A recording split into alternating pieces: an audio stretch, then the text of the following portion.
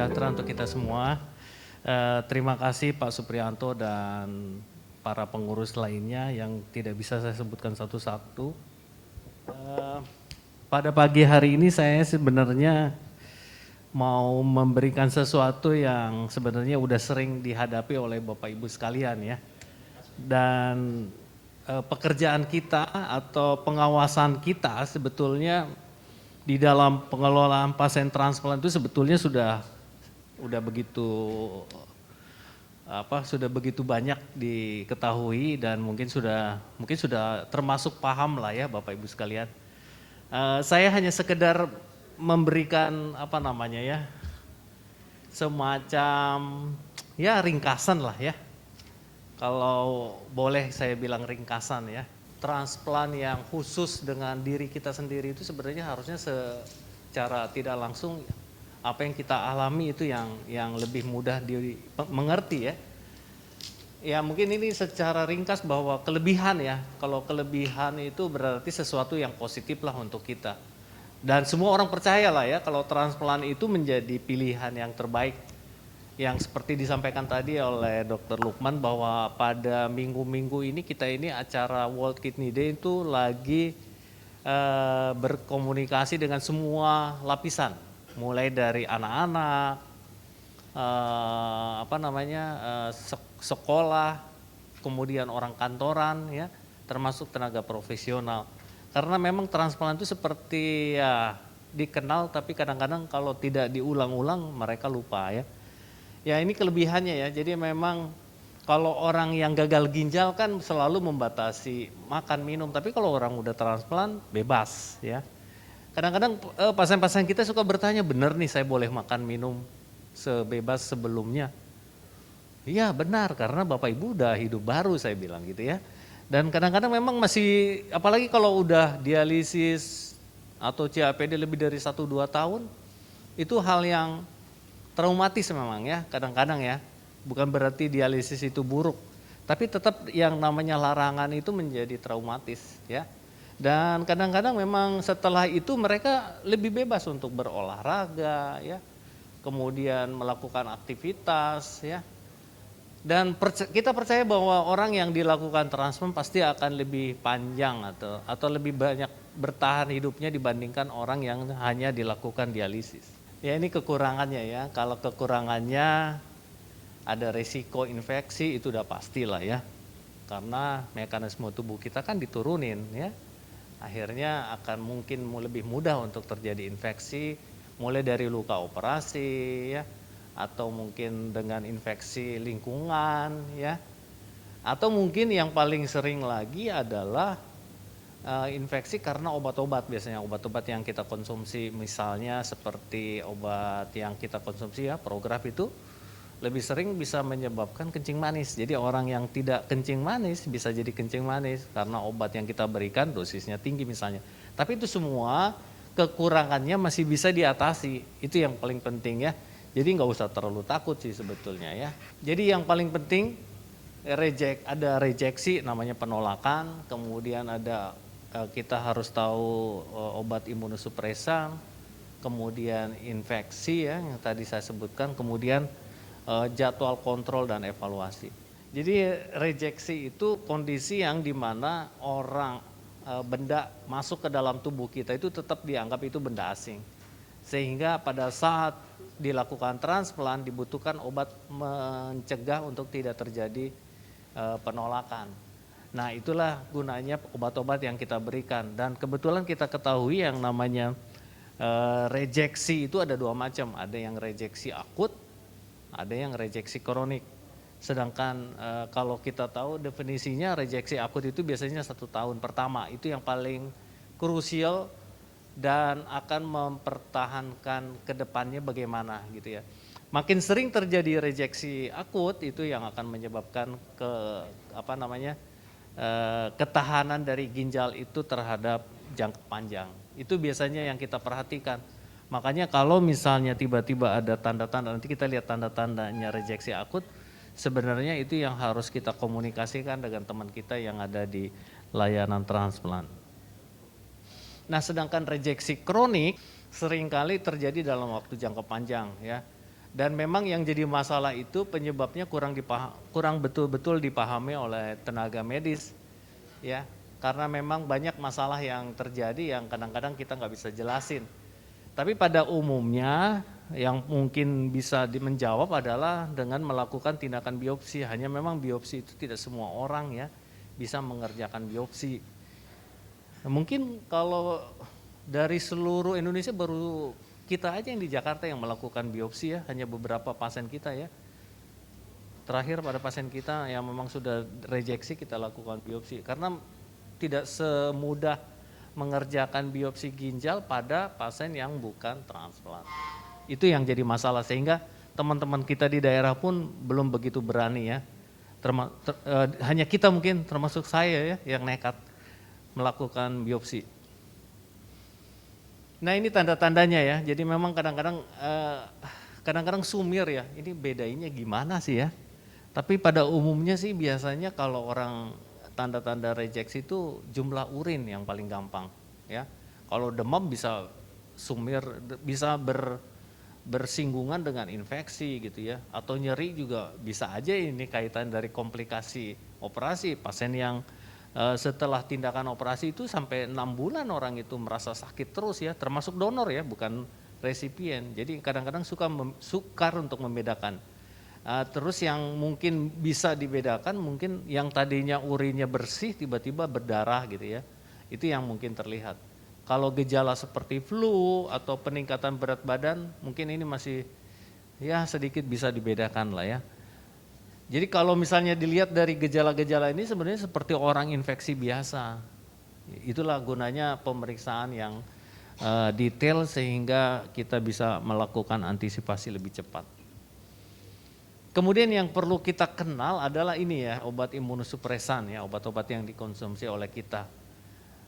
Mengapa diperlukan? Yang saya sebutkan tadi bahwa ini tujuannya adalah untuk menurunkan sistem imun ya, sehingga tidak menyerang ginjal yang ditransplantasikan. Dan rejeksi ini sulit dideteksi di awal ya. Jika terjadi proses rejeksi biasanya bersifat irreversible, terutama pasien-pasien kita yang maksudnya irreversible itu sulit kembali menjadi lebih normal dari yang sebelumnya.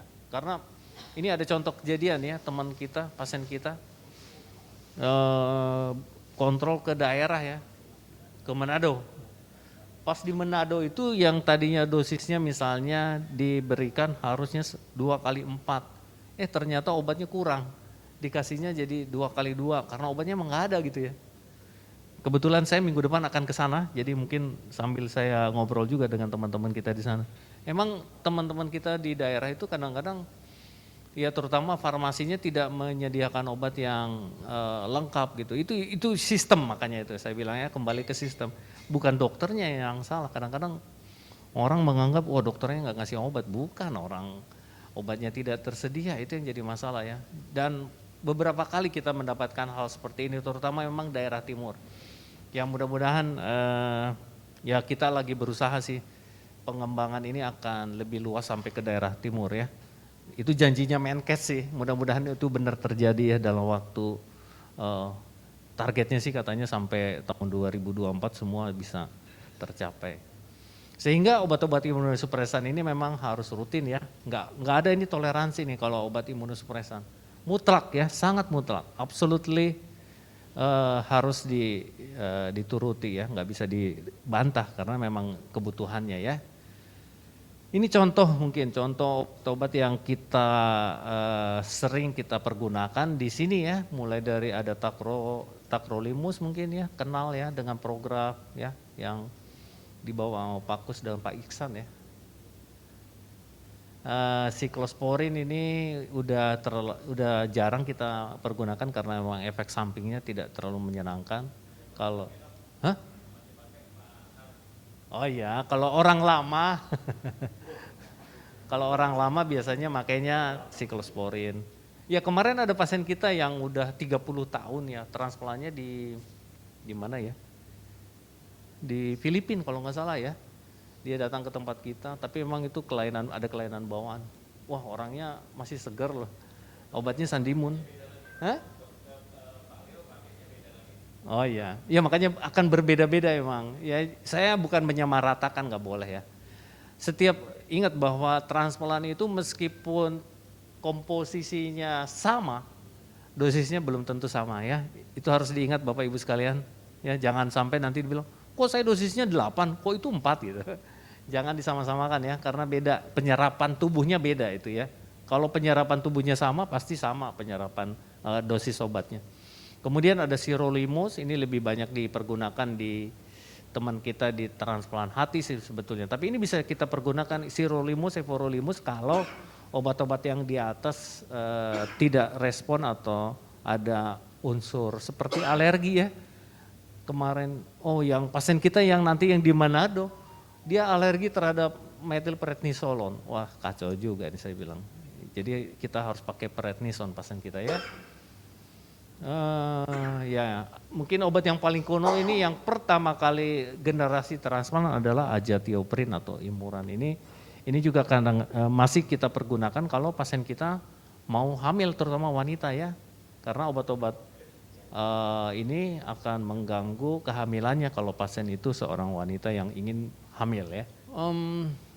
Ya ini secara ringkas bahwa pengobatan itu biasanya dimulai pada saat minggu pertama, kemudian diteruskan sampai terapi pemeliharaan dan ini seumur hidup. Itu yang kadang-kadang suka pasien itu tidak terima ya. Pasien saya kemarin datang ke tempat saya, emang saya harus minum obat terus ini ya dok ya? Saya udah bosan ini, terlalu banyak obatnya. Waduh ini harus penjelasan lagi nih ya. Ya makan obat sama aja dengan makan nasi saya bilang. Yang perlu kita ketahui dan mungkin juga terjadi adalah efek samping obat adalah sering terjadi tekanan darahnya juga jadi meningkat. Ini tapi tidak mutlak ya. Malah ada pasien saya yang baru transplant obatnya yang tadinya 4 sekarang tinggal 1, bisa ya. Hanya ini asumsi kemungkinan. Resiko infeksi jelas ya, peningkatan berat badan karena nafsu makannya makin meningkat jadi berat badan meningkat. Resiko kanker ya kebetulan ada pasien kita contohnya, saya bukan nakut-nakutin ya, resiko kanker ini kurang dari 5%, tapi ada pasien kita ya, orang kenal nggak Pak Indra? Pak Indra yang transplantnya udah 5 tahun, kena kanker darah. Tapi itu luar biasa, pengobatannya langsung di Singapura ya, 1,5 tahun pengobatannya, karena kankernya jarang gitu, kanker yang sangat jarang di darah, bukan yang umum gitu ya. Tapi kebetulan memang ditanggung oleh tempatnya kerja, sampai sekarang dikirim ke Amerika hanya untuk penelitian pengobatan khusus ya. Kasihan memang, tapi ginjalnya masih bagus ya, ginjalnya masih bagus, tapi dia punya penyakit yang lain, itu tapi jarang ya. Sampai teman-teman kita yang di hematologi yang bagian darah juga bingung, ini jarang banget ini penyakit seperti ini di tempat kita. Akhirnya ya dia komunikasi dengan Singapura, diobatin, ya respon tapi belum terlihat responnya secara penuh ya. Atau yang mungkin sering terjadi jadi diabetes yang kita sebut sebagai new onset diabetes ya. Jadi karena obat ini memang pengaruhnya akan mengganggu insulin ya, insulinnya tidak jadi sesuai dengan orang normal sehingga terjadi diabetes. Tapi tidak semua ya, tidak semua. Atau kolesterol ini sering ya, asam urat ini sering, anemi enggak terlalu ya.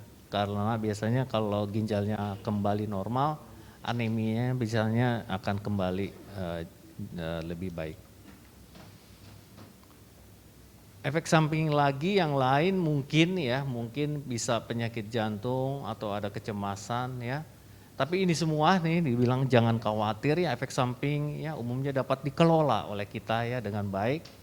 Dan kadar obat biasanya harus dikontrol atau dievaluasi secara reguler ya. Ada yang kalau misalnya masih belum terkontrol 1 minggu, 2 minggu, 1 bulan, 3 bulan ya. Kalau sudah terkontrol banget biasanya, tapi karena obat harus diambil tiap bulan, Bapak Ibu sekalian harus rutin datang ke tempat kami. Nah ini memang yang jadi masalah ya, 70% penerima transplant akan mengalami episode infeksi pada 3 tahun pertama, ini sih data ya. Tapi kalau kondisi lingkungan kita bersih, masalahnya tempat kita memang tidak terlalu bersih, itu yang saya katakan tadi, hampir 70%, 80% lingkungan kita terkontaminasi dengan virus CMV, itu yang harus kita antisipasi sih sebetulnya. Tapi ini bisa kita obati ya.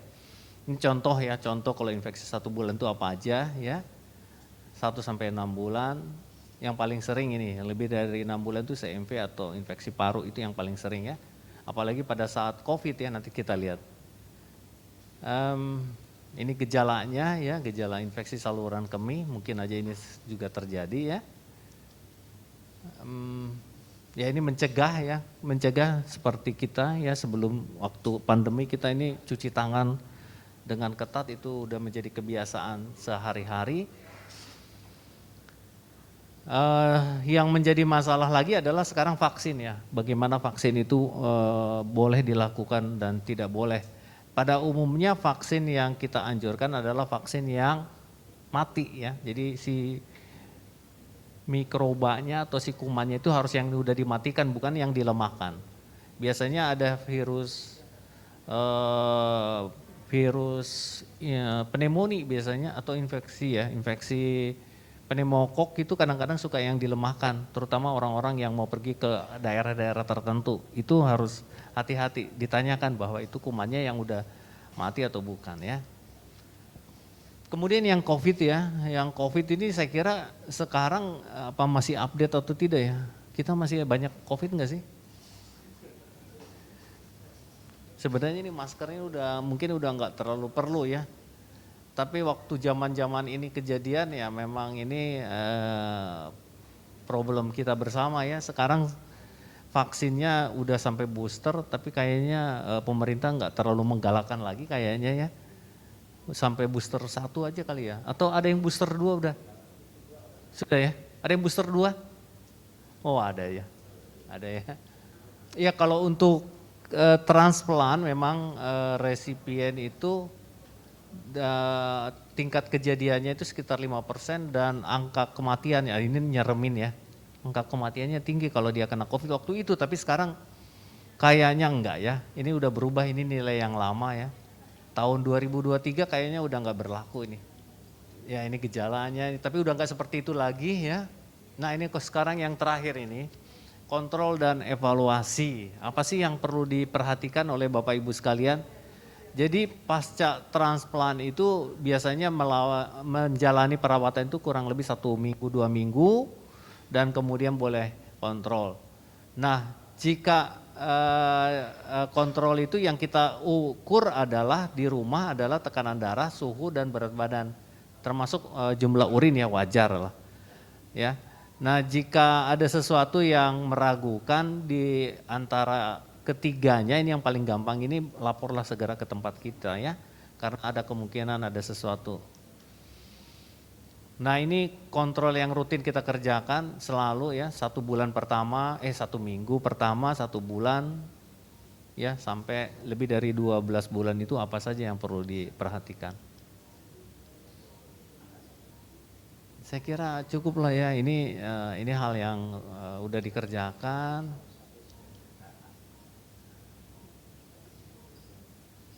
Kalau ingin tahu mengenai, saya kira kalau teman-teman kita yang belum transplant ini perlu diketahui, tapi ini kalau udah lewat ini pasti dikerjakan.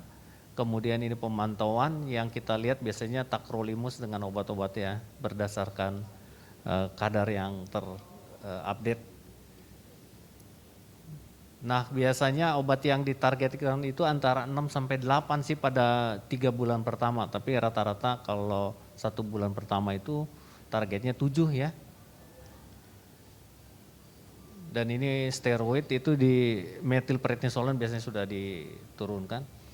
Jadi kesimpulannya gini, secara umum itu semua pasien transplant itu dapat beraktivitas seperti orang normal ya.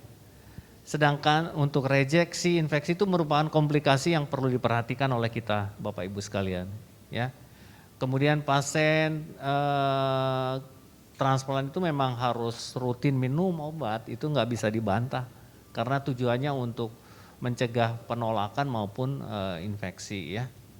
Dan yang ini saya kira Bapak Ibu udah paham benar ya, harus rutin kontrol, kemudian kita harus melakukan pemantauan fungsi ginjal, komplikasi, efek samping, dan penyesuaian dosis obat itu yang penting. Saya kira itu yang bisa saya sampaikan, semoga ini bisa menjadi refreshing kita bersama. Makasih, saya kembalikan ke moderator. Nama saya Faisal, transplant tahun September 2018. Baik. Ya, dokter, tadi ada 2 kategori ya untuk injeksi. Rejeksi ya. Ada yang akut dan ada yang kronik. Pertanyaan saya, apa ukuran bahwa ini ternyata ginjal transplant saya itu sedang mengalami rejeksi? Ukurannya itu apa? Maksud saya apakah dilihat dari salah satunya misalnya kreatinin atau uriumnya sampai angka berapa dia dianggap ini mengarah ke rejeksi nih ginjal transplant saya, itu yang pertama. Terus kalau sudah terjadi rejeksi menurut ukuran dokter gitu ya, ya tadi kalau yang kronik dikatakan sudah tidak bisa kembali, tapi kalau dia kategorinya akut, itu berdasarkan yang sudah terjadi ya pengalamannya, apakah bisa kembali 100% gitu loh, itu normal kembali ginjal yang sudah mengalami rejeksi akut seperti itu. Yang kedua, pertanyaan saya mengenai infeksi, terus terang saya belum begitu clear ya, apa hubungan infeksi kalau kita kena infeksi ini dengan ginjal transplant yang ada di dalam diri kita? Apa maksudnya hubungannya seperti apa sih sehingga kita harus benar-benar menghindari infeksi itu, segala macam infeksi. Saya pikir itu saja pertanyaan saya, terima kasih atas waktunya, terima kasih. Jadi kalau untuk infeksi memang problemnya adalah pada kasus-kasus post transplant itu kita berharap jangan sampai terjadi infeksi, makanya tadi ada anjuran untuk vaksin dan lain-lain. Nah, pada infeksi itu dia akan mempengaruhi kondisi dari ginjal post transplantnya. Nah, ini yang berisiko nanti akan mengakibatkan kondisi tadi penolakan dari organ atau disebut dengan rejeksi. Nah, ini yang memang makanya kita bolak-balik sampaikan penting sekali pencegahan. Pencegahan, mencuci tangan dengan baik, kemudian menjaga pola makan, olahraga, vaksinasi. Jadi hubungannya sangat jelas untuk infeksi dengan post transplant. Nah, pada rejeksi tadi yang pertama memang kejadian dari rejeksi ini bisa terjadi ada 2 tadi, ada yang segera tapi ada juga yang berlangsung lambat. Nah, yang segera ini bisa terjadi jadi pada saat setelah operasi ternyata jumlah urin tidak banyak, kemudian angka kreatinin yang diperiksakan tinggi. Nah, ini sudah ada satu tanda bahwa kemungkinan besar ada penolakan organ atau rejeksi. Nah, ini yang terjadinya segera. Nah, itu seringkali kami pada saat mengikuti pasca dari operasi, ternyata paling sering kita pantau dari jumlah urin itu Pak. Nah, jumlah urin yang tidak banyak, nah ini salah satu tanda. Nah, pada kondisi berikutnya, ada juga yang disebut dengan rejeksi kronik. Nah, bagaimana penolakan organ ini terjadi dalam waktu yang sudah lewat dari 1 tahun atau lebih. Apa itu tanda-tandanya? Tadi seperti ada tanda demam misalnya yang sederhana, kemudian ternyata ada darah di urin, atau juga kreatinin yang terus meningkat. Ada satu pasien Dr. Bonner kemarin karena peningkatan kreatinin sempat dirawat inap itu. Kebetulan beliau aktif juga di komunitas selain YKCG ini. Nah, jadi diberikan satu terapi. Nah, pada kasus ini memang yang terjadi hanya peningkatan kreatinin, begitu. Tapi belum terjadi suatu penurunan dari jumlah urin. Nah, ini yang memang salah satu tanda. Makanya penting sekali buat para rekan-rekan untuk periksa rutin. Nanti akan terlihat itu. Nah, kebetulan memang kalau berdasarkan kita melakukan wawancara, mencari tahu, memang pola hidup beliau ini ternyata tidak sehat, olahraganya tidak, makannya semaunya karena sudah merasa longgar, lalu tadi masih konsumsi alkohol dan lain-lain. Nah, ini kan artinya menyia-nyiakan kesempatan. Jadi ada baiknya kita tetap yakin kalau nggak salah pada sesi sebelumnya kan sempat dengan YKCG dengan ini ya, kedokteran olahraga ya, kalau nggak salah ya. Nah itu bagus sekali itu, memang kami sumbang saran waktu itu, bagaimana kita jangan takut untuk berolahraga juga, karena kan ada beberapa yang bertanya sebenarnya apa sih olahraga yang boleh gitu. Nah ini kan sudah difasilitasi, nah olahraga ringan, kemudian minum air putih 8 gelas sehari atau 2 liter, lalu konsumsi obat dengan baik, rajin kontrol ke dokter, ini juga. Lalu tadi memang rejeksi ini bisa juga terjadi kalau obatnya nggak diminum rutin nih, karena mungkin bosan dan lain-lain. Tadi sempat kita dapat pesan dari Dr. Bonar bagaimana ya akhirnya memang bagian dari kehidupan obat ini. Seperti makan nasi atau makan rutin, nah, nggak boleh bosan-bosan karena memang berlangsungnya terus-menerus. Jadi rejeksi bisa terjadi akibat hal-hal tersebut. Tanda-tandanya cukup sederhana, Pak. Nah ini makanya membuat kita banyak belajar hari ini dan mudah-mudahan menjadi pesan ke depan. Jangan lupa kita ingatkan juga rekan-rekan kita yang sudah post-transplant. Mungkin seperti itu. Ada tambahan, Dok? Ya, Dr. Lukman ini kan sedang lagi memperdalam transplant di tempat kita, jadi saya kasih kesempatan. Nggak apa-apa ya, kan dia akan menjadi pengganti saya nanti.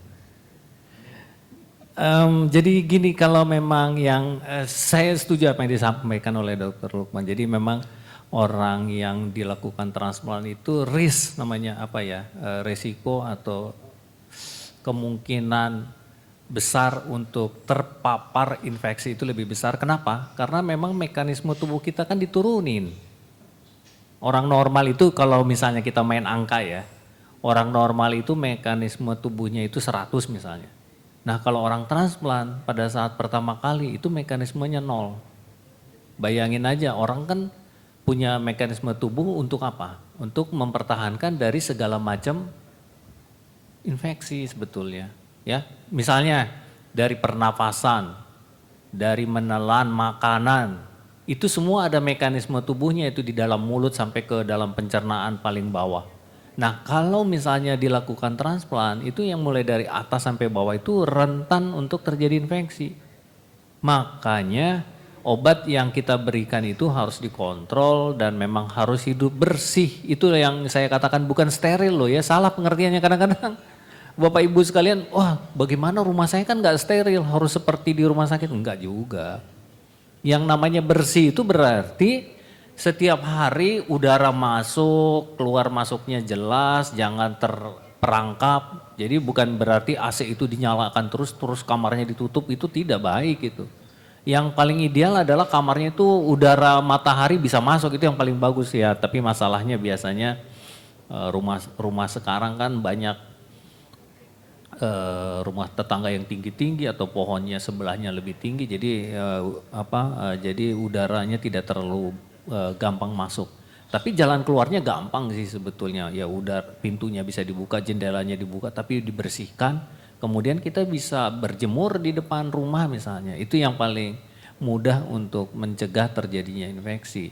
Karena seperti sinar matahari itu akan memperkuat vitamin D itu yang ada di dalam tubuh kita sehingga akan mencegah terjadinya infeksi. Ya kalau dijelaskan lebih detail lagi sebenarnya tubuh kita itu sebenarnya udah punya mekanisme gitu, meskipun sampai 0 pada kondisi tertentu dia beradaptasi. Itu yang sering saya tekankan bahwa manusia itu luar biasa diciptakan oleh Tuhan sehingga bisa beradaptasi sehingga mencegah hal-hal asing yang akan terjadi di dalam tubuh kita. Jadi nggak usah takut meskipun kita sudah mencegah dengan pemberian obat yang ada. Itu kira-kira. Kemudian apa lagi ya yang mengenai perbedaan infeksi akut kronik, memang rejeksi kronik itu memang agak sulit ya dilakukan pengelolaan. Apalagi kalau sudah lebih dari 5 tahun misalnya ya, 5 tahun. Tapi kalau misalnya rejeksinya masih fase-fase awal gitu dan ketahuan oleh kita, kadang-kadang yang jadi masalah pasien tidak tahu. Hanya dia kontrol rutin lah, itulah gunanya kita ketemu ya, supaya kita lihat perkembangan laboratorium yang terlihat. Karena keluhan tidak ada. Dengan laboratorium kita bisa lebih tahu. Tapi kalau keluhan mungkin yang seperti saya tadi sampaikan, adanya demam, pegel linu, ya, atau misalnya kencingnya berubah atau berat badannya bertambah ekstrim dalam waktu pendek gitu, itu mungkin tapi bukan pasti ya, saya nggak bisa mengatakan itu pasti. Mungkin itu ya, bisa, mudah-mudahan bisa tertangkap apa yang saya ingin sampaikan.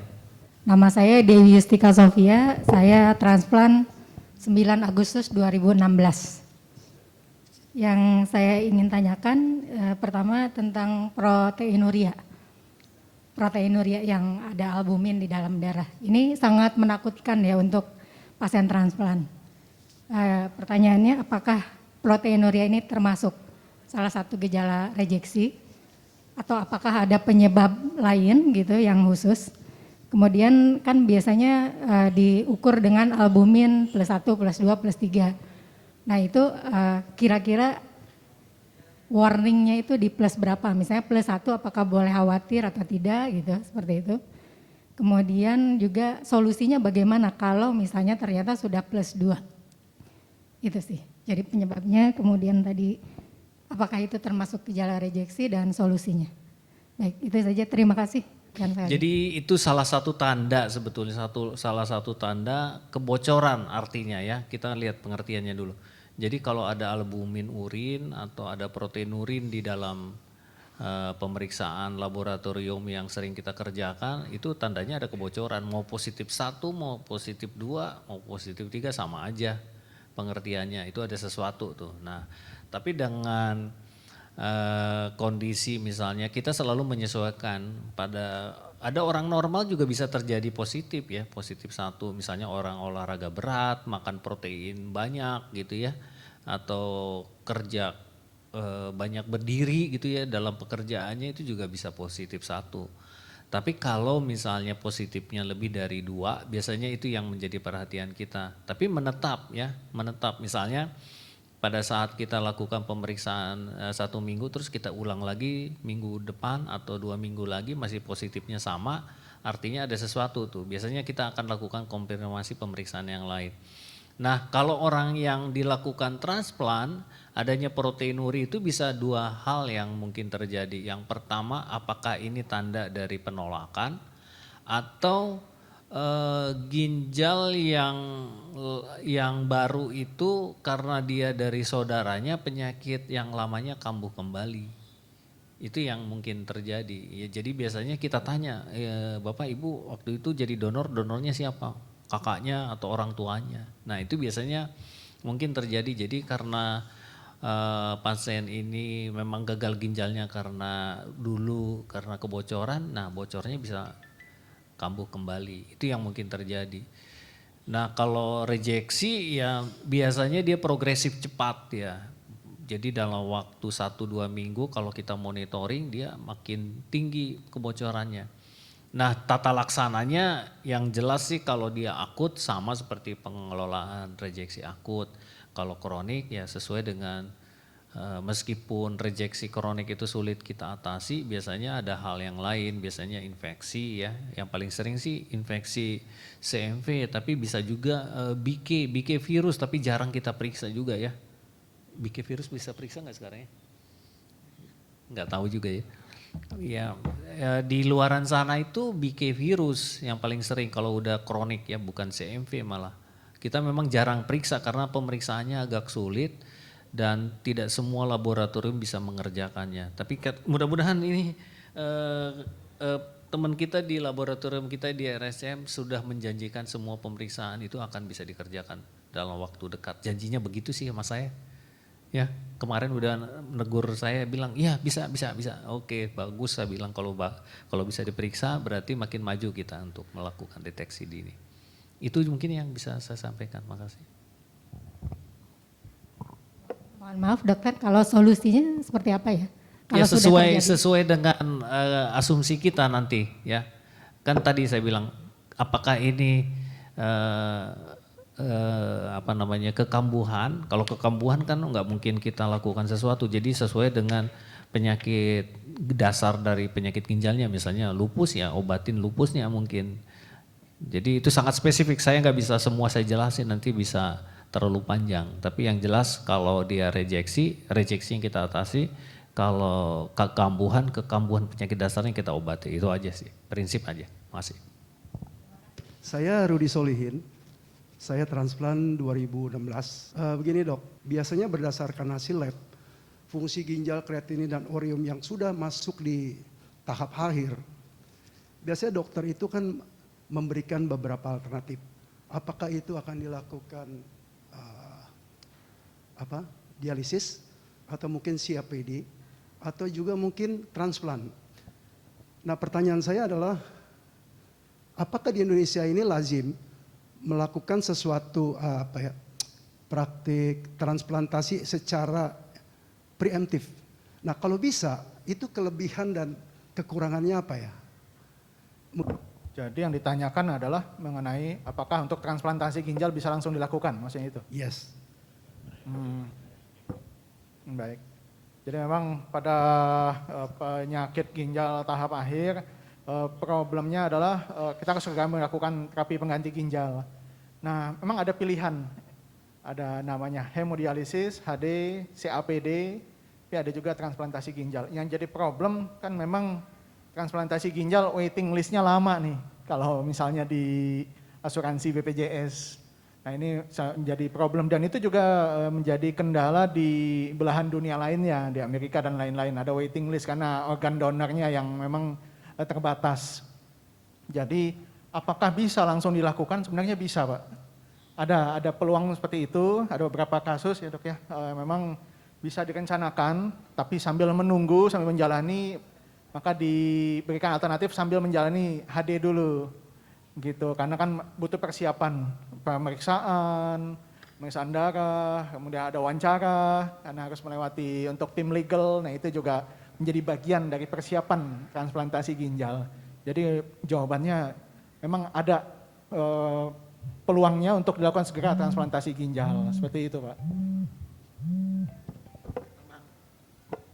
Ya, kalau preemptif kita kerjakan. Kalau ditanya preemptif semua dikerjakan oleh kita ya.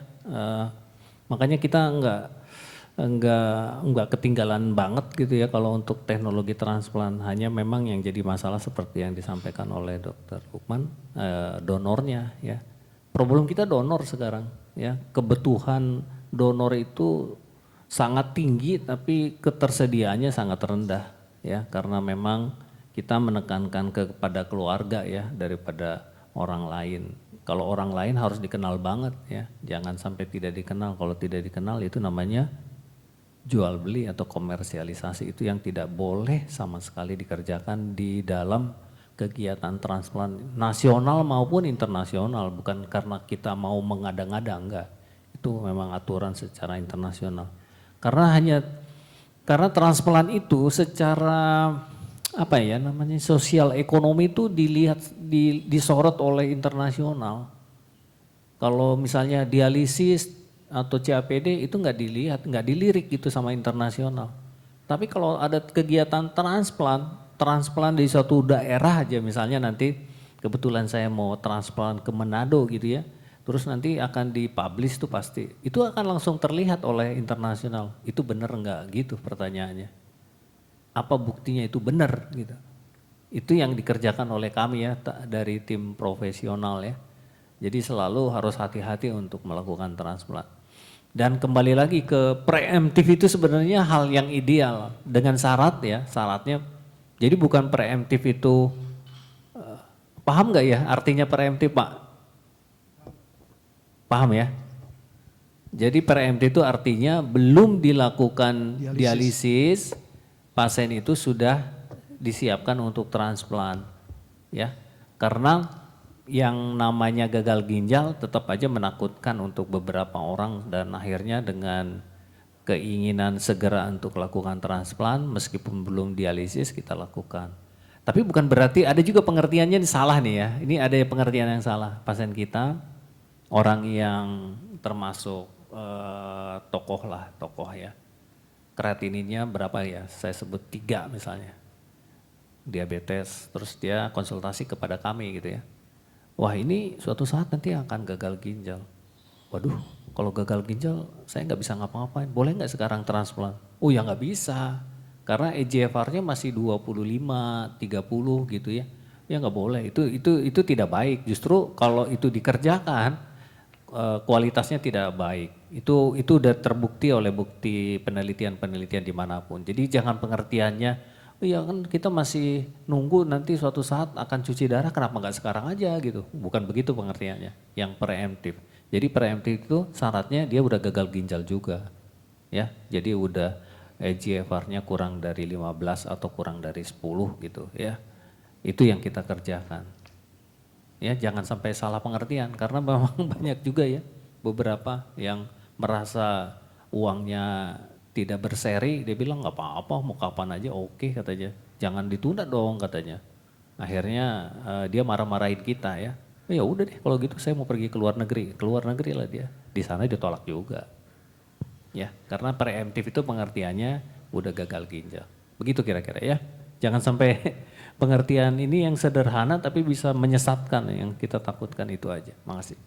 Sorry Dokter Bonar, jadi kalau misalnya kesediaan donor itu sudah ada dan itu sudah dalam stadium akhir dan dia, jadi gini dok, apakah dia harus melalui satu proses dialisis, katakan 1 tahun, padahal donor sudah ada. Jadi kalau memang dokter bilang tadi itu bisa dilakukan, nah pertanyaannya adalah secara kualitas orang yang melalui transplantasi dengan proses dialisis dahulu atau langsung ditransplant itu kedepannya kualitas itu gimana ya dok? Maksudnya gimana nih? Pertanyaannya apa sih?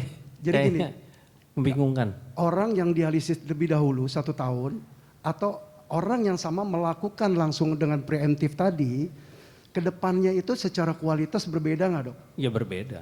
Bagusan mana dok? Ya bagus yang preemptif lah. Oh preemptif lebih bagus ya? Iya. Masalahnya di kita itu BPJS. Antriannya 1 tahun ke depan. Pasiennya mau gitu, donornya udah ada. Tapi antriannya panjang gimana dong? Saya kan nggak punya kemampuan untuk mempercepat. Orang antriannya sampai 1 tahun. Yang sekarang yang kita bicarakan udah sampai Januari ya. Akhir Januari 2024 BPJS. Kalau yang swasta sih bebas ya. Itu yang jadi masalah. Itu masalah sistem negara kita ya. Nggak, kalau mau protes ya protes ke atas ya. Saya kira saya senang banget kalau ada yang mau protes ke atas. Kita udah ngusulin untuk bisa seminggu 2 kali di tempat kita ya di RSCM. Ya tapi ya SDM-nya tidak ada, tempatnya tidak ada, ya toh obatnya juga nggak tahu bisa nggak terpenuhi dalam waktu cepat gitu ya. Karena itu semua akan terkait dengan sistem, itu yang jadi masalah. Kalau misalnya mau bantu, Bapak Ibu sekalian bisa minta tolong langsung ke Menkes misalnya atau gimana. Kita udah berapa kali ngomong ini. Dan ini problem rutin ya, bukan problem yang baru. Enggak, ini udah bertahun-tahun kita begini, ngantri itu panjang. Akhirnya pasiennya berobat di mana, transplant di mana, datang ke tempat kami gitu. Ya, mungkin Pak Supriyanto mau membantu silakan. Jangan izin menambahkan Dr. Bonar, Dr. Lukman, kalau secara medis tentu beliau-beliau ahlinya. Saya yang biasa saja menjawab pertanyaan dari Pak Rudi Solihin bahwa di anggota YKJKI ada yang tidak cuci darah langsung transplant. Mungkin saya tidak sebutkan namanya, tapi saya ada. Kalau Pak Rudi mau tanya langsung nanti japri atau telepon saya bisa. Kemudian ada beberapa, bahkan bukan cuma 1, ada beberapa. Tetapi kalau nggak salah prosesnya harus cuci darah tetap di ini harus sekali ya dok ya. Nah pengalaman saya pribadi, saya cuci darah hanya 3 bulan Bapak Ibu. Jadi 10 Mei tepatnya saya melakukan HD. 10 Mei pertama kali saya melakukan hemodialisis. Kemudian 1 bulan itu saya sudah berpikir untuk transplant. Saya sudah mulai melengkapi data-data itu 1 bulan. Sehingga saya 1 Agustus saya sudah bisa melakukan transplantasi ginjal. yaitu dengan tim dari Dr. Bonar tentunya. Terima kasih dokter, hingga sekarang saya sehat walafiat.